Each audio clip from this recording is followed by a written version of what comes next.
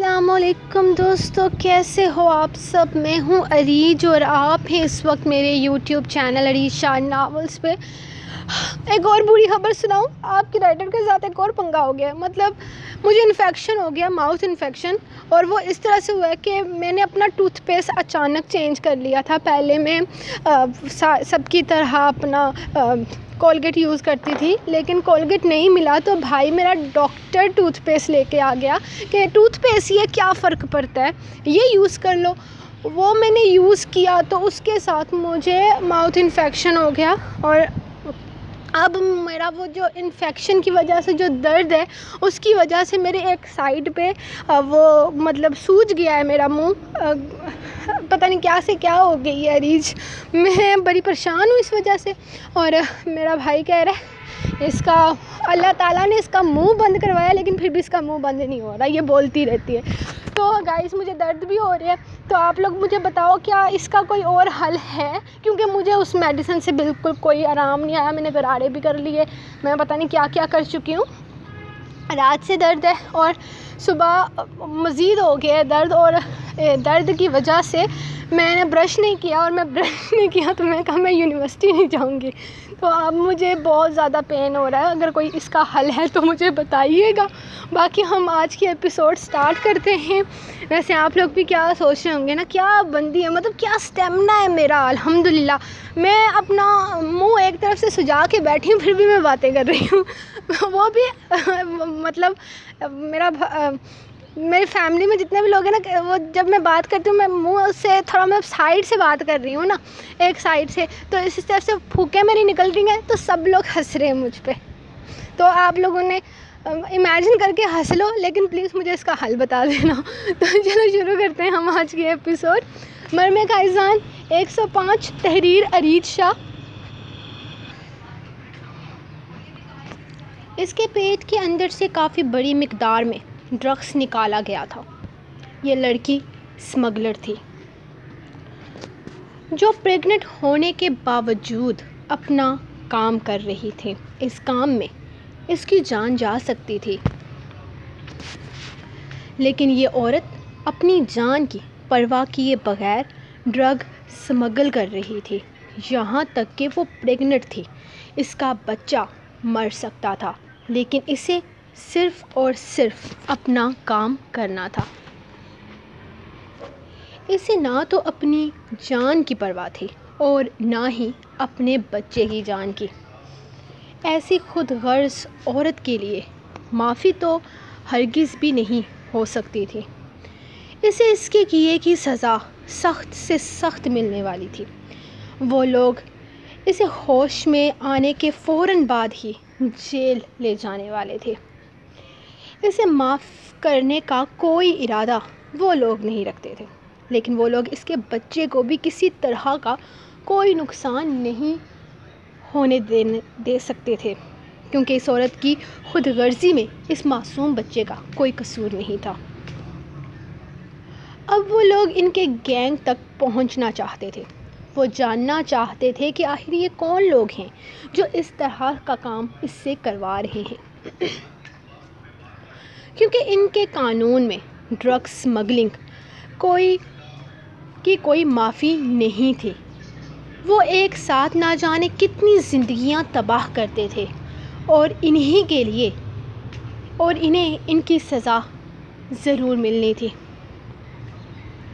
मैं कुछ नहीं जानती, मैंने कुछ नहीं किया, प्लीज़ मुझे छोड़ दीजिए। वो जेल में इससे पूछताछ कर रहे थे, जबकि वो मुसलसल इनकार कर रही थी कि वो किसी चीज़ के बारे में कुछ भी नहीं जानती हूँ। वो तो जानती तक नहीं थी कि इसे ड्रग्स देकर यहाँ भेजा गया है, या इसका ऑपरेशन करके अंदर ड्रग्स की इतनी बड़ी मिकदार रखी गई है। वो तो परेशान थी ये सब कुछ जानकर। वो लोग जिस अमानत की बात कर रहे थे वो ड्रग्स थे, ये बात तो इसे यहाँ पर आकर पता चली थी। वो तो बस ये सोच रही थी कि बस किसी तरीके से वो नजाहत पाले इस दर्द से। अब कहने को तो इसे नजाहत मिल गई थी, लेकिन फिर भी اسے آپریشن کی وجہ سے بہت تکلیف ہو رہی تھی، اور اوپر سے یہ لوگ جس طرح اس سے پوچھ تاچھ کر رہے تھے وہ کچھ بھی سمجھ نہیں پا رہی تھی۔ ان کے کسی سوال کی اسے سمجھ نہیں آ رہی تھی، تو وہ انہیں جواب کیا دیتی؟ اگر وہ یہاں اپنے شوہر کا نام لیتی تو وہ بھی ان سب چیزوں میں پھنس سکتا تھا، جبکہ وہ بے قصور تھا۔ ان لوگوں کی بولی وہ نہیں سمجھ پا رہی تھی۔ اس کے لیے ایک عورت کو بلایا گیا تھا اور اس عورت کو سب سچ بتا دیا تھا۔ اس نے اس سے کچھ بھی نہیں چھپایا تھا۔ اس نے اسے بتا دیا تھا کہ اس کے شوہر اور اسے کڈنیپ کیا گیا ہے اور پھر اس کا آپریشن کر کے اسے یہاں بھیجا گیا ہے، یہ امانت یہاں پہنچانے کے لیے۔ اگر وہ ایسا کچھ نہیں کرتی تو وہاں اس کے شوہر کو قتل کر دیا جائے گا، جبکہ اس عورت نے ان سب چیزوں کو صرف کہانی قرار دیا تھا، اور کل یہ کیس کورٹ میں جانے والا تھا جہاں اسے سزا ہو سکتی تھی۔ تم لوگوں کی وجہ سے میری بیوی جیل میں پھنس گئی ہے، مجھے کسی بھی قیمت پر میری بیوی چاہیے، وہ اندر داخل ہوتے ہوئے ان سے کہہ رہا تھا۔ وہ جان چکے تھے کہ ان کا مال پکڑا جا چکا ہے۔ وہاں پر زرتاج کی طبیعت بہت زیادہ خراب ہونے کی وجہ سے اس کا چیک اپ کیا گیا تھا، جہاں ایکس رے میں ہی اس کے پیٹ میں کوئی چیز وہ دیکھ چکے تھے۔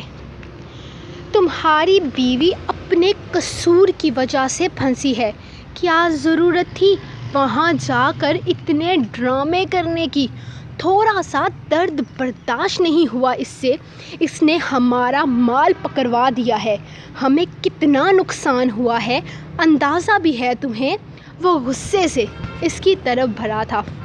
میری بیوی کو وہاں پھنسا کر تم لوگ یہاں پر آرام سے بیٹھے ہو، مجھے کوئی پرواہ نہیں کہ تمہیں کتنا نقصان ہوا ہے، مجھے میری بیوی کسی بھی قیمت پر واپس چاہیے۔ وہ غصے سے پاگل ہو رہا تھا، جبکہ اس کی حالت جہاں انہیں مزہ دے رہی تھی وہاں اپنا مال پکڑے جانے کی وجہ سے وہ پریشان بھی تھے۔ تمہاری بیوی وہاں سے بچ کر نہیں آ سکتی، اسمگلنگ کرتے ہوئے پکڑی گئی ہے، اسے سزا ملے گی کم سے کم 10 سال کی۔ تیار ہو جاؤ، اگلے 10 سال تو وہ مصری حکومت اسے کبھی پاکستان نہیں آنے دے گی۔ 10 سال کی سزا تو اسے ہو کر رہے گی۔ اگلے 10 سال کے لیے تم اپنی بیوی کو بھول جاؤ۔ ہاں، لیکن تمہارا بچہ آ سکتا ہے کسی کے تھرو یہاں پر۔ جب تمہارا بچہ پیدا ہو جائے تب تم اسے یہاں اپنے پاس بلا لینا، لیکن بیوی تمہاری آزاد نہیں ہو سکتی۔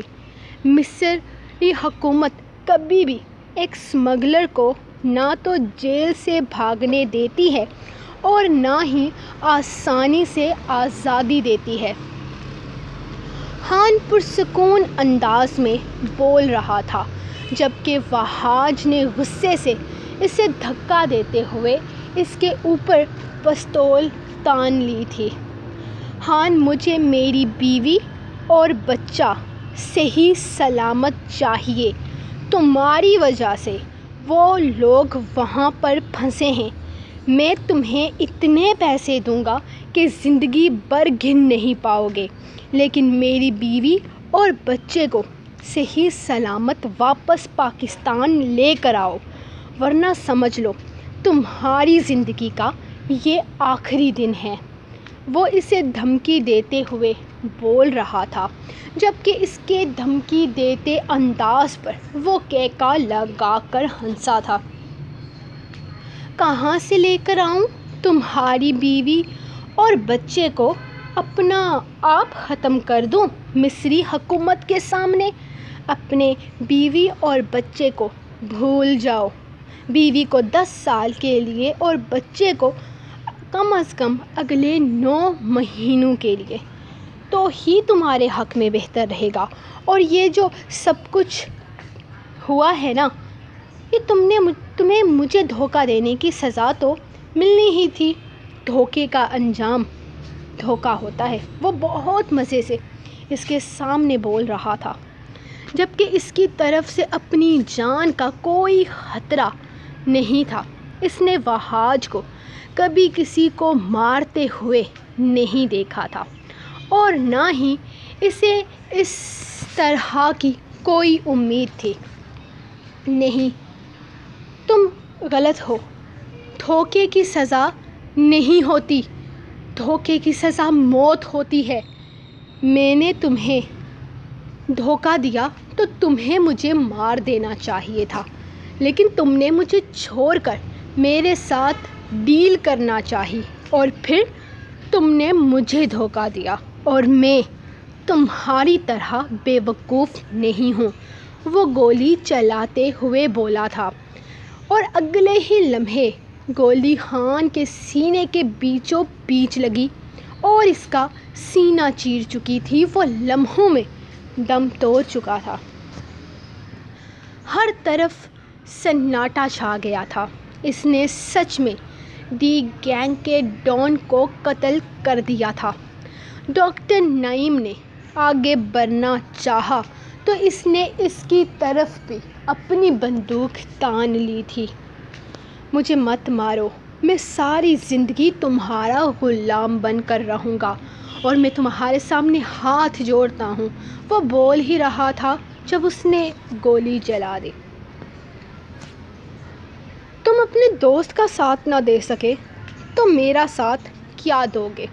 تم جیسے دوستوں سے میرے دشمن بہتر ہیں، جو کم سے کم سامنے سے وار کرتے ہیں۔ اس نے ایک کے بعد دوسری کے بعد تیسری گولی چلائی تھی، اور لمحوں میں وہ دونوں ڈھیر ہو چکے تھے۔ گولیوں کی آواز سن کر ڈی گینگ کے کچھ لوگ اس طرف آئے تھے۔ ایک بات کان کھول کر سن لو، آج سے تم لوگوں کا باس میں ہوں، یعنی کہ کنگ میں ہوں۔ یہاں پر ہر فیصلہ میری مرضی کے مطابق ہوگا۔ جاؤ اور جا کر مصر کی انفارمیشن لے کر آؤ۔ مجھے میری بیوی کو چھڑوانا ہے کسی بھی قیمت پر۔ اس نے ان لوگوں کو دیکھتے ہوئے کہا تھا، جبکہ اتنا تو وہ سمجھ چکے تھے کہ اب ان کا باس وہی ہے اور اسی نے ان پر حکومت کرنی ہے۔ اسے یہاں 1 مہینے سے زیادہ ہو گیا تھا۔ وہاج ہر ممکن کوشش کر رہا تھا اسے چھڑوانے کی۔ الگ الگ طریقوں سے وہ اپنے لوگوں کو وہاں بھیج رہا تھا، لیکن اسے کوئی طریقہ سمجھ میں نہیں آ رہا تھا۔ ڈرگس کا یہ کیس اتنا بڑھ چکا تھا کہ وہ لوگ الگ الگ طریقوں سے پوچھ تاچھ کر رہے تھے۔ ہاں، یہ الگ بات تھی کہ ان لوگوں نے نہ تو اس پر ہاتھ اٹھایا تھا اور نہ ہی اسے کسی طرح کا نقصان پہنچانے کی کوشش کی تھی۔ وہ کافی حد تک اس بات پر یقین کر چکے تھے کہ اس لڑکی کو پھنسایا گیا ہے، اور اب وہ لوگ اس چیز کے بارے میں مکمل انفارمیشن لینا چاہتے تھے۔ وہ جاننا چاہتے تھے کہ وہاج کاظمی کون ہے اور ان ساری چیزوں میں وہ کس حد تک شامل ہے، کیونکہ ان لوگوں کے مطابق ان کو کڈنیپ کیا گیا تھا اور ان کی فیملی کو دھمکیاں دی گئی تھی کہ وہ انہیں جان سے مار ڈالیں گے۔ وہ جتنا وہ لڑکی کو سمجھ پائے تھے، اتنا اندازہ لگا چکے تھے کہ اس لڑکی کو پھنسایا گیا ہے، لیکن پھر بھی یہ لڑکی اسمگلنگ کرتے ہوئے پکڑی گئی تھی، تو اسے چھوڑا تو نہیں جا سکتا تھا جب تک انہیں اس کیس کے بارے میں ساری انفارمیشن نہیں مل جاتی۔ اس لڑکی کو وہ لوگ چھوڑ نہیں سکتے تھے کیونکہ وہ شک کے دائرے میں تھی، اور جب تک اس کی طرف سے کوئی ثبوت نہیں ملتا کہ وہ بے گناہ ہے، وہ ان کے لیے گنہگار تھی، اور آج اس کی عدالت میں پیشی کے بعد اسمگلنگ کیس میں اسے 10 سال کی سزا سنا دی گئی تھی۔ وہاں میری بیوی کو 10 سال کی سزا ہو گئی ہے اور تم لوگ میری اس سے ایک ملاقات کا انتظام نہیں کر سکے۔ دیکھو محمود، اس وقت صرف اور صرف میں ہی وہ انسان ہوں جو تمہارے لیے ڈرگس کا انتظام کر سکتا ہوں۔ صرف میں ہی ہوں تمہارے بزنس کو بڑھا سکتا ہوں، اور اگر تم چاہتے ہو کہ میری تمہارے ساتھ ڈیل ہو تو تمہیں میری بیوی کو مصر سے آزاد کروانا ہوگا، اسے اس جیل سے چھڑوانا ہوگا۔ میں اپنی بے قصور بیوی کو اس طرح جیل میں نہیں دیکھ سکتا، وہ میرے بچے کی ماں بننے والی ہے۔ سب سے پہلے تم میری اور اس کی ملاقات کا انتظام کرواؤ، اور پھر اسے وہاں سے آزاد کرنے کے لیے کچھ کرو، ورنہ میری اور تمہاری ڈیل یہیں پر کینسل ہو جائے گی۔ فہد پلیز سمجھنے کی کوشش کرو، یہ کوئی چھوٹا سا کیس نہیں ہے۔ تمہاری بیوی ڈرگس کیس میں وہاں پر پھنسی ہے اور اسے وہاں جیل ہو چکی ہے۔ میں ملاقات کا انتظام کروا سکتا ہوں، لیکن وہ 10 سال سے پہلے اس جیل سے چھوٹ نہیں سکتی۔ میں تمہاری اور اس کی ملاقات کے لیے کچھ نہ کچھ کر دیتا ہوں، لیکن اس سے آگے کچھ بھی نہیں۔ محمود اسے سمجھاتے ہوئے بول رہا تھا۔ پچھلے 2 مہینوں میں فہد نے زمین آسمان ایک کر دیا تھا۔ نہ تو وہ فہد سے ملنے کے لیے کچھ کر پا رہا تھا اور نہ ہی اسے وہاں سے نکالنے میں کامیاب ہو پا رہا تھا۔ میں کچھ نہیں جانتا، مجھے میری بیوی صحیح سلامت چاہیے، ورنہ میری اور تمہاری کوئی ڈیل نہیں ہوگی، اس نے غصے سے کہتے ہوئے فون بند کر دیا تھا۔ سر میں نے انفارمیشن لے لی ہے اور کچھ نہیں ہو سکتا۔ اگر میڈم جیل سے بھاگنے کی کوشش کریں تو شاید ممکن ہے۔ کچھ دنوں میں مصر کے ایک شہر سے دوسرے شہر میں قیدیوں کو شفٹ کیا جائے گا۔ ممکن ہے کہ اس میں آپ کی بیوی بھی موجود ہوں گی۔ اگر وہ وہاں سے بھاگ نکلیں تو کچھ نہ کچھ ہو سکتا ہے، لیکن وہاں سے کیسے بھاگے گی؟ میں تمہیں بتا چکا ہوں وہ بیمار ہے، اس کی حالت ٹھیک نہیں ہے۔ میں اسے صحیح سلامت وہاں سے نکالنا چاہتا ہوں۔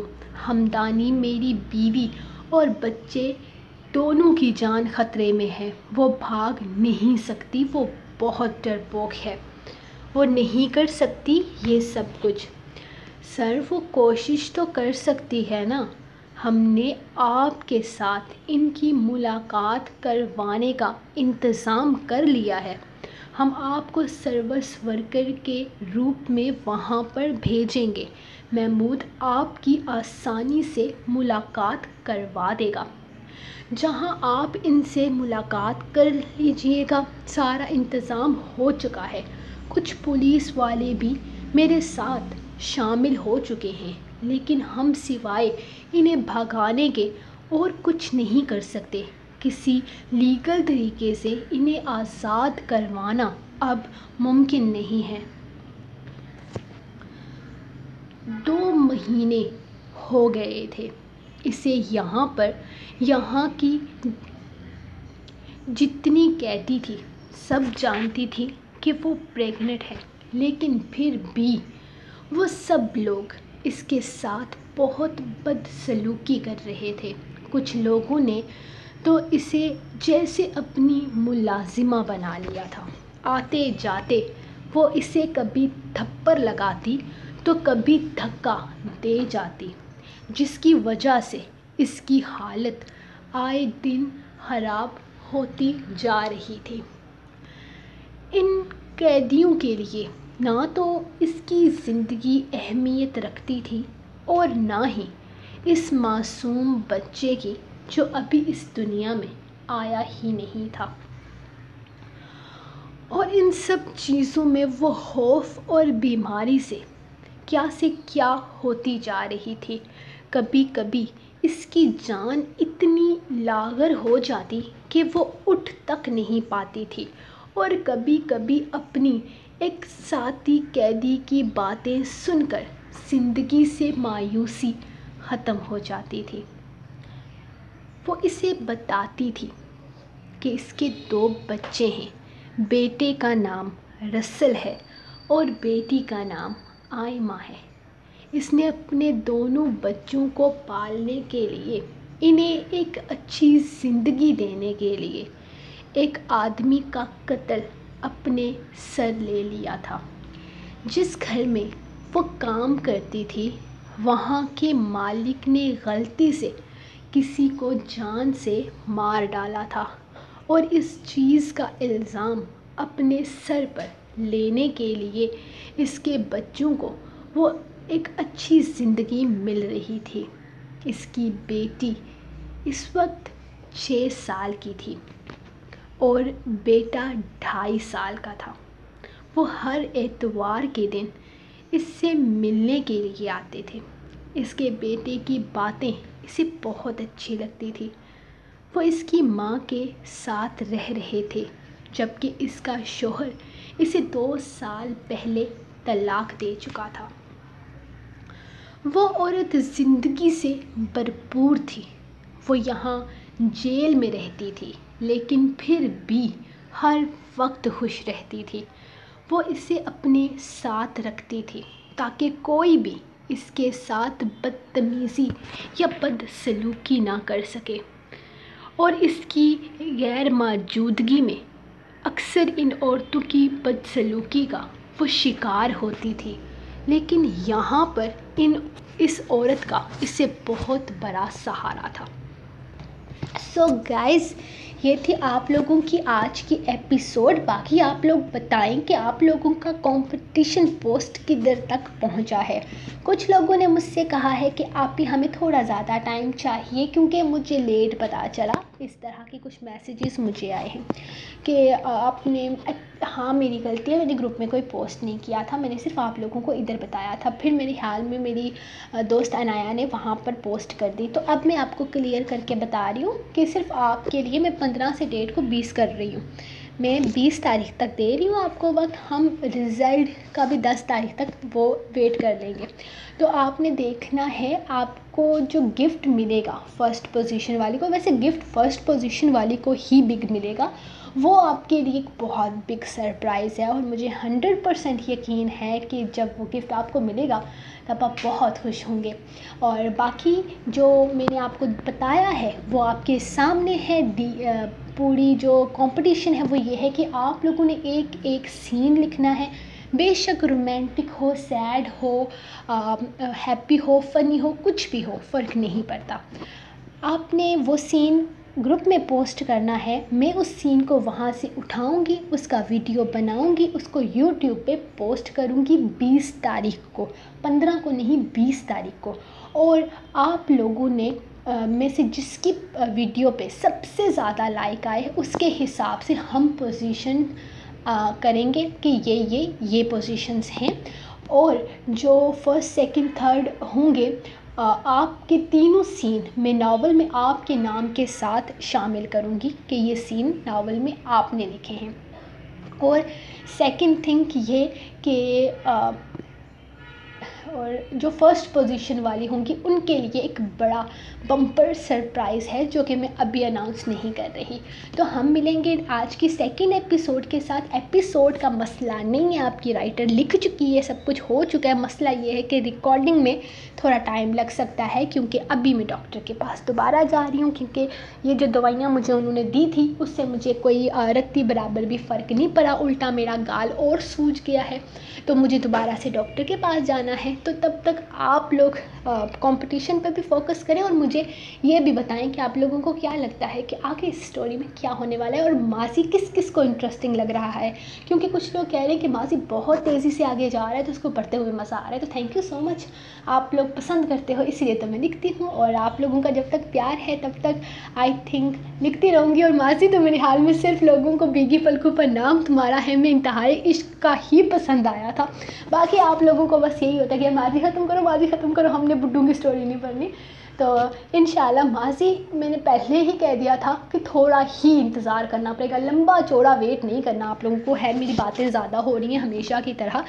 तो अब मैं जा रही हूँ, मिलेंगे आपको नेक्स्ट एपिसोड के साथ। तब तक के लिए अपनी राइट को दें इजाज़त और दुआ में याद रखिए। अल्लाह हाफिज़।